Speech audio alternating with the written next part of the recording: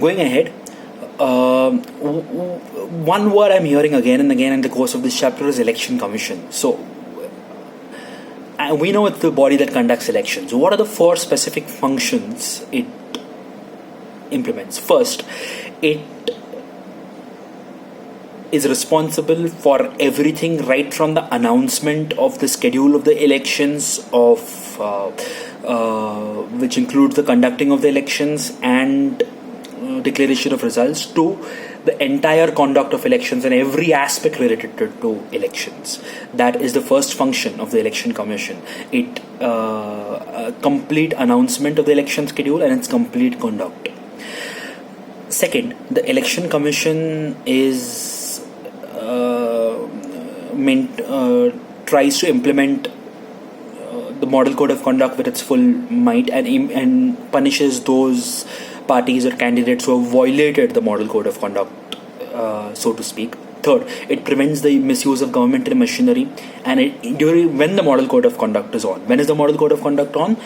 From the time of announcement of declaration, announcement of the election schedule till the declaration of results. So from the time of the model code of conduct is on, it can even transfer government officials, right? Fourth and finally, the election commission, when government officials or government officers are on election duty, they are answerable to the election commission and not to the government. This is point 12D of the notes, and it starts off like when on government duty. It's actually when on election duty. The government officers are answerable to the EC and not to the government. So once again, what are the four functions of the election commission?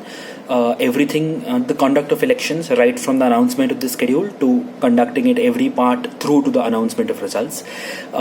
Second, implementing the model code of conduct strictly and punishing the violators, violating parties and candidates. Third,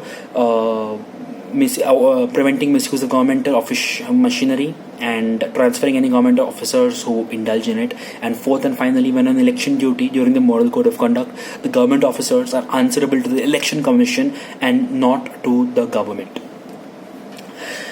Let's talk about an important ingredient of elections, which is the popular participation. How is the popular participation of the country sort of decided? It is measured by the voter turnout percentages. So, if say the voter turnout percentage of a particular area is 78%, it means in a sample size of every 100 voters, 78 voters from that area turned up for voting. In India, generally speaking, the poor and the illiterate vote more in number in comparison to the rich, the affluent, etc. Guys, it's a democracy. Irrespective of your financial background, everyone's voice is important. Everyone has the right to have an opinion in a democracy. But what is not right is not expressing that opinion. Or what is not right is not expressing that opinion in the right place. The middle class, the educated class typically expresses it at their homes or in private conversations with friends. They, in very low numbers, express it where it matters, which is in the voting booth, by pressing the button on your favorite button of choice on the EVM or the electronic voting machine. Also, common people, here the poorer classes or the lower middle class, etc., attach a lot of importance to elections in our country because they feel that right of voting is the biggest right they have as citizens of India, which is true, or as citizen of the Indian democracy, which is extremely true. But they feel that they actually have a bargaining power with the government or the political parties or the powers that be to get work that is important to them or policies that are important to them and to their daily lives implemented in return for their vote. So, how do we sort of measure the popular turnout and what are the facts about popular turnout? It's measured by the voting percentages. In India, generally speaking, the poor and the illiterate vote more in proportion, more in numbers than the rich, the affluent and the educated.